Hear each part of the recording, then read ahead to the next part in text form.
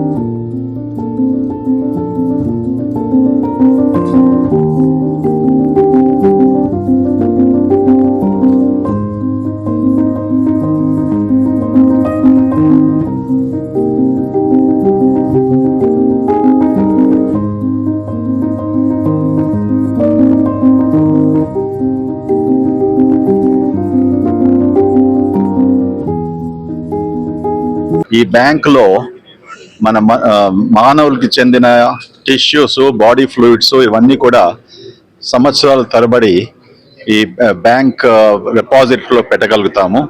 ఎందుకనగా మన పరిశోధన కొరకు కొత్తగా డిసీజెస్ వాళ్ళ ట్రీట్మెంట్, డయాగ్నోసిస్ తీవ్రంగా మనం చేయడానికి ఇటువంటి రీసెర్చ్ చాలా అక్కరుంటుంది. సుమారుగా మన భారతదేశంలో 19 బయోబ్యాంక్స్ ఎస్టాబ్లిష్ చేశారు.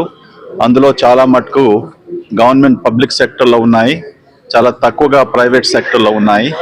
ఈ బయోబ్యాంక్ వలన పేషెంట్స్కు ఎలా ఉపయోగపడుతుంది, వాళ్ళు పరిశోధనలో భాగస్వాములు అవుతూ మనం కొత్త మెడికేషన్స్ కనుక్కోవడంలో, తర్వాత ఒక డిసీజ్ వచ్చినప్పటికీ, క్యాన్సర్ వంటి వ్యాధి ఉన్నప్పటికీ, లేకుంటే న్యూరలాజికల్ కండిషన్స్, పార్కిన్సన్స్ అయినా, న్యూరోడెజనరేటివ్ కండిషన్స్ అయినా, ఇమ్యూనలాజికల్ డిసీజెస్ అయినా, ఇవన్నిటి కూడా ఈ టిష్యూ ద్వారా, ఈ ఫ్లూయిడ్స్ ద్వారా జెనోమిక్ సీక్వెన్సింగ్, ప్రోటియామిక్స్, మెటబాలిక్స్ అనే కొత్త పరిశోధన చేస్తూ మనం ముందుకు పోగలుగుతాము.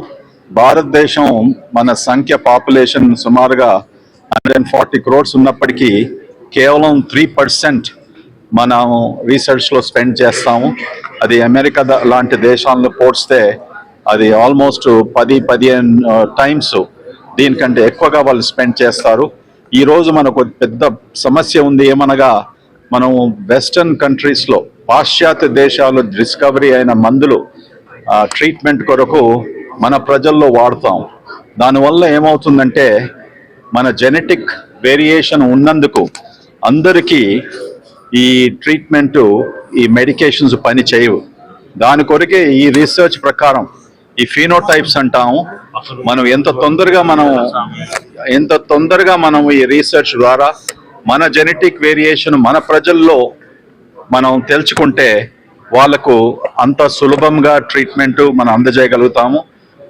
ఈ విషయాన్ని గమనిస్తూ బయోబ్యాంక్ అటువంటి ఆర్గనైజేషన్, అటువంటి సంస్థ మేము ఇవాళ కాంటినెంట్లో ఏర్పరిచాం. ఒక చిన్న ఉదాహరణగా ఇవ్వడానికి ఏంటంటే, మన భారత